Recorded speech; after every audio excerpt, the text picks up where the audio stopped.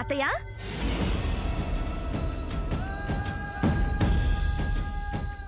చూసావా, సొంత చెల్లికేమో ఒక రకమైన బట్టలు, స్వాతికేమో ఇంకో రకమైన బట్టలు ఎలా తెచ్చాడో బావా. ఎక్స్చేంజ్ చేద్దామంటే ఆ దీప్తేమో స్వాతికి తెచ్చిన చీర లాగేసుకుంది.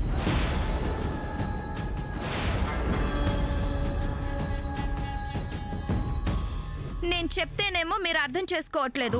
ఇప్పుడు మీ కళ్ళతో మీరే చూశారు కదా. చూశాను. లేనిపోని మాటలు చెప్పి నన్ను ఎగేయకు.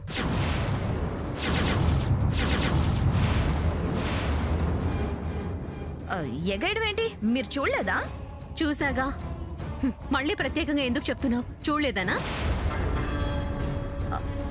మీ మంచి కోరి చెప్తుంటే అర్థం చేసుకోరేంటి?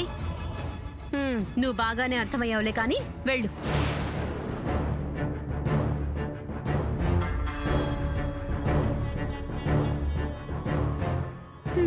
దీనికి సంధిస్తే నా నెత్తికెక్కి నన్నే చెడు చేస్తుంది. నా వల్ల కానప్పుడే దీంతో మాట్లాడాలి. అందాక దూరంగా ఉంచడమే మంచిది.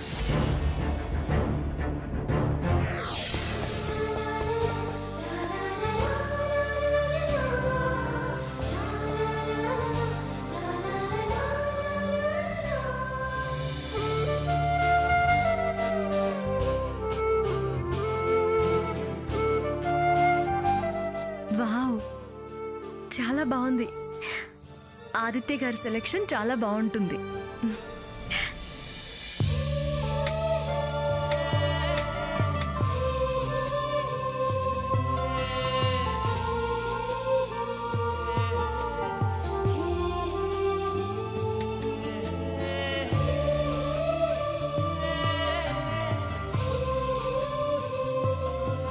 డియర్ ధరణి, ఈరోజు దాండియాలో నువ్వు పింక్ సారీ కట్టుకొని, వాలు జడ వేసుకొని, జడ నిండుగా పువ్వులు పెట్టుకొని, కాళ్లకు పట్టీలు వేసుకొని, చేతికి మ్యాచింగ్ మట్టి గాజులు వేసుకొని, వాలు జడ తిప్పుతూ నువ్వలా నడిచి వస్తుంటే చూడాలని నా కోరిక.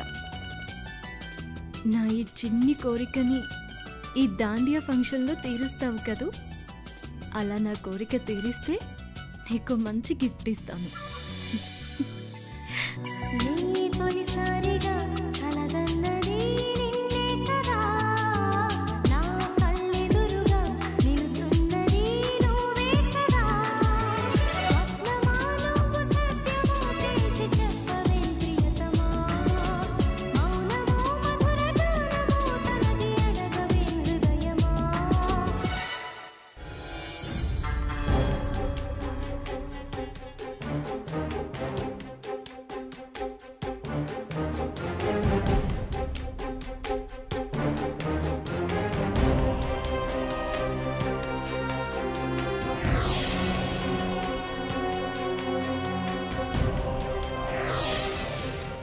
ఎన్ని రకాలుగా ఎక్కించి చెప్పినా ఆవిడలో ఏ మార్పు రావడం లేదు.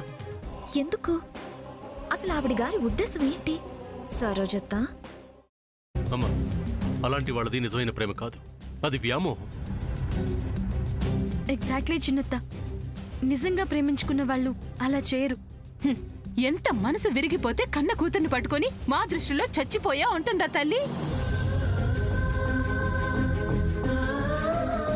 అది సరే అమ్మా, తన కూతురుతో తన మాట అనేటప్పుడు ఆమె మాటల్లో వ్యథ, కళ్ళల్లో బాధ గమనించావమ్మా? పెద్దబాబుకు బర్త్డే విషెస్ చెప్పు కూడా వెళ్ళాం కదా. ఊరికే ఎలా కాలిపోతుంది? మంట పెడితేనో పడితేనో తగలబడుతుంది.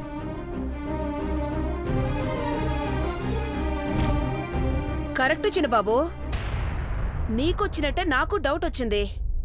పార్వతే షర్టును తగలబెట్టిందనుకుంటా.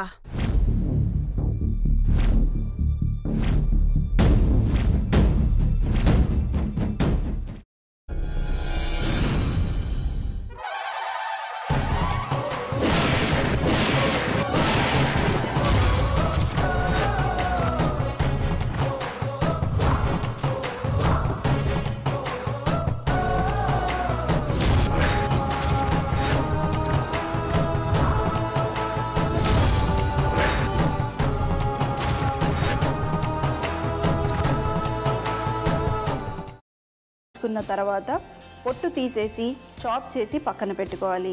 ఒక ప్యాన్లో కొద్దిగా నూనె వేడి చేసి అందులో ఆవాలు, మినప్పప్పు, శనగపప్పు, కరివేపాకు, సన్నగా తరిగి పెట్టుకున్న ఉల్లిపాయలు వేసుకుని 1 నిమిషం పాటు వేయించుకోవాలి. ఆ తర్వాత కాల్చి కట్ చేసి పెట్టుకున్న వంకాయని కూడా అందులో వేసుకుని బాగా మిక్స్ చేసి బౌల్లోకి ట్రాన్స్ఫర్ చేసుకుని అందులో తగినంత చిక్కటి పెరుగు లేదా పల్చటి పెరుగు వేసుకుని మిక్స్ చేసి అన్నంతో కానివ్వండి, చపాతీతో కానివ్వండి సర్వ్ చేసినా చాలా బాగుంటుంది.